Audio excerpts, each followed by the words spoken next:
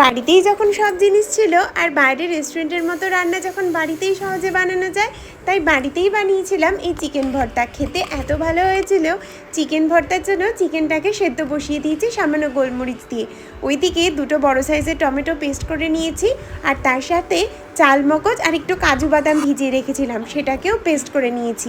এছাড়া সেদ্ধ করে রাখা চিকেনটাকে একটু ভালো করে হাত দিয়ে গুঁড়িয়ে নিতে হবে। তেলের মধ্যে গরম মশলা আর গোলমরিচ ফোড়ন দেওয়ার পর দিয়ে দেবো পেঁয়াজ কুচি।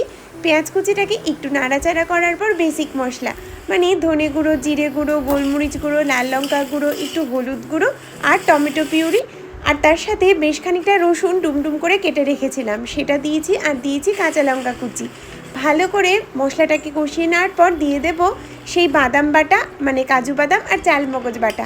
সমস্ত কিছু চিকেনের সাথে সুন্দরভাবে কষিয়ে নিতে হবে। তারপর নামানোর আগে একটু ফ্রেশ ক্রিম আর ডিমের কুচি, কাসুরি মেথি দিয়ে গরম গরম